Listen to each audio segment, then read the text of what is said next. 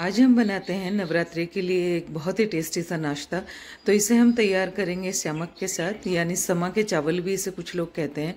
हमारे यहाँ इसे श्यामक कहते हैं, आपके यहाँ क्या कहते हैं ये आप मुझे बता सकते हैं। तो चलिए हम समा के चावल ले लेते हैं और उन चावल को अच्छे से धो लेते हैं।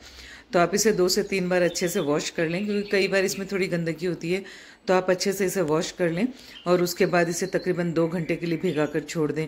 2 घंटे भीगने के बाद अब हम इसे छान लेते हैं।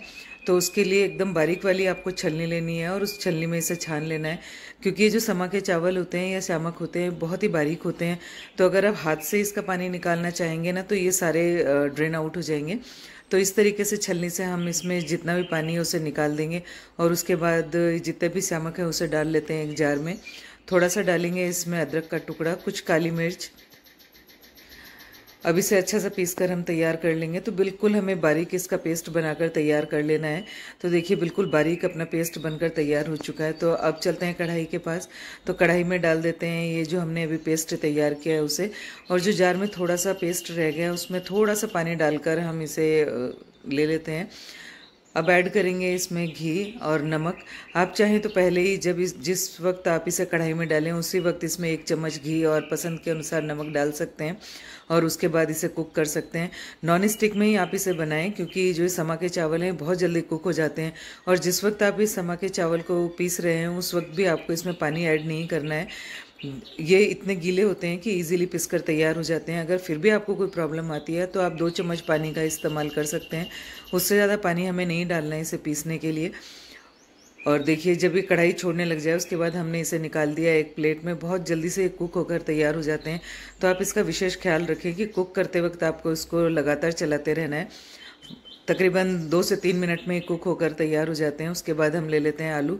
तो यहाँ मैंने लिए हैं बॉईल किए हुए 3 आलू और उसमें डाल लिया हरी मिर्च, हरा धनिया, नमक, ये कुटी हुई लाल मिर्च, काली मिर्च को अच्छे से पीसकर हम इसमें डाल लेंगे। और ये परफेक्टली अपनी जो हम स्टफिंग तैयार कर रहे हैं वो बनाकर हमने एक साइड में रख लिए। और जो हमने समा के चावल से डो बनाकर रखा हुआ था उसे छोड़े हुए 10 मिनट हो चुके थे। तो ये अच्छे से तैयार हो चुका है। तो अब इसके छोटे छोटे पेड़े बना लेते हैं। इस तरीके से जो हम नाश्ता बनाते हैं ना, आप किसी को भी बनाकर सर्व करेंगे तो सब पूछेंगे कि आपने कैसे बनाए हैं, किस चीज़ से बनाए हैं। और व्रत में तो वैसे भी एनर्जी की बहुत ज़्यादा ज़रूरत होती है। अभी नवरात्रे चल रहे हैं तो उसमें कुछ नई नई चीज़ें अगर हमें खाने में मिल जाएं तो फिर तो बहुत ही मज़ा आ जाता है। तो अब इस तरीके से हम आज एक बहुत ही टेस्टी सा समा के चावल से एक नाश्ता बनाकर तैयार कर रहे हैं। तो यहाँ हमने इसे बेल कर तैयार कर लिया है। अगर आपको इसे बेलने में कोई प्रॉब्लम आती है तो आप किसी पन्नी पर रखकर भी इसे बेल सकते हैं। तो यहाँ मैंने चकले पर ही इसे बेला है। तो चकले पर आप थोड़ा सा घी अप्लाई कर दें, उसके बाद आप बेलन पे भी थोड़ा सा घी लगा लें और इस तरीके से एक पूड़ी की तरह आप या रोटी की तरह बनाकर तैयार कर लें। उसमें जो आपने स्टफिंग बनाई है वो रख दें और उसके बाद इसे अच्छे से कोनों को आपको टाइटली इसे सील कर देना है। जो आप ये समा के चावल से जो आप डो बनाएंगे वो बहुत ही सॉफ्ट होता है।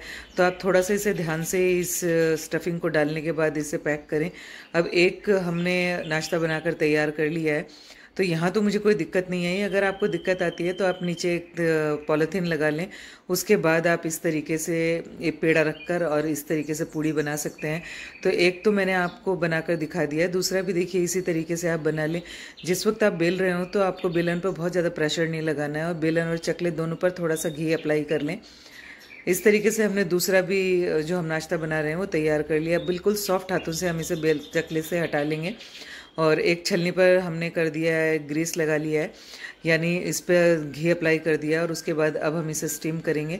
तो छलनी के ऊपर घी लगाने के बाद हम इसे तकरीबन 10 से 12 मिनट के लिए स्टीम कर लेंगे। और स्टीम करने के बाद हमने रख दिया उसे एक साइड में। अब बना लेते हैं चटनी।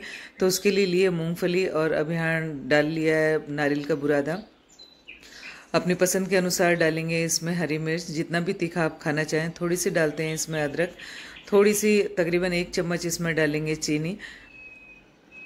आप चाहें तो यहाँ पर जीरा भी डाल सकते हैं और जो चीज़ें आप व्रत में नहीं खाते वो आप स्किप कर सकते हैं। लेकिन यहाँ जितनी भी चीज़ें मैंने डाली है तकरीबन वो सारी चीज़ें हम व्रत में खाते हैं। अब इसे अच्छे से पीस कर हम तैयार कर लेंगे। यहाँ मैं धनिया डालना भूल गई थी, तो अब थोड़ा सा आप यहाँ पर धनिया डाल लें। और अगर आपको इसे पीसने में कोई प्रॉब्लम आती है तो आप थोड़ा सा 2-3 चम्मच पानी का इस्तेमाल कर सकते हैं। वैसे पीसने के लिए हमने दही डाला था, पर आपने जो दही डाला है वो अगर गाढ़ा है तो आप उसमें थोड़ा सा पानी डाल सकते हैं। यहाँ जो जार में थोड़ा सा हमारी चटनी रह गई थी उसमें भी थोड़ा पानी डालकर हमने ले लिया। अब इसमें पसंद के अनुसार डालते हैं नमक। पूरी तरह से व्रत में खाने के लिए हरी धनिया की चटनी या मूंगफली की चटनी अपनी बनकर तैयार है। ये देखिए, देखने में तो बहुत ही टेस्टी लग रही है। अब इसे रख देते हैं एक साइड में। अब बना लेते हैं इसके लिए रायता, क्योंकि व्रत में जो हम चीज़ें खाते हैं उसके लिए हमें बहुत सारी एनर्जी चाहिए होती है। तो जो हम नाश्ता बना रहे हैं उसके लिए एक रायता भी तैयार कर लेते हैं। तो यहाँ ले लिया दही, उसमें डाल दिया भुना हुआ जीरा और खीरा बहुत ही पतला पतला कर डाल लेंगे इसमें, और थोड़ी सी डालते हैं हरी मिर्च, हरा धनिया।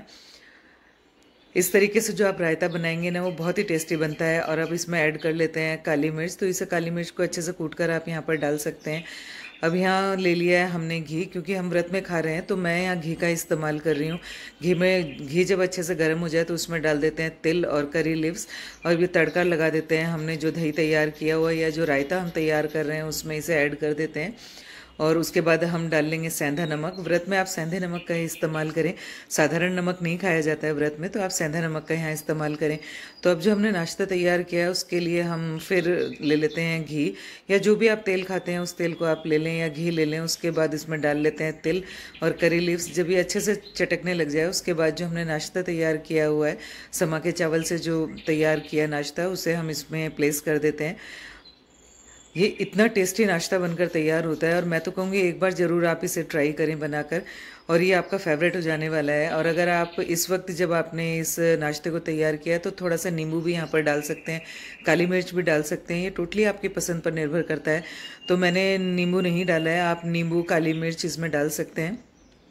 अब हमने अच्छे से उस पर तड़का लगा दिया था, तो चलिए कर लेते हैं इसकी प्लेटिंग। तो यहाँ रख लिया मैंने रायता, चटनी, और जो हमने नाश्ता तैयार किया है उसे। अब चूंकि व्रत है तो उसके लिए रख लिया थोड़ा सा मीठा, और यहाँ रख दिए थोड़ी सी चिप्स। तो ये अपना पूरी तरह से व्रत वाला नाश्ता बनकर तैयार हो चुका है।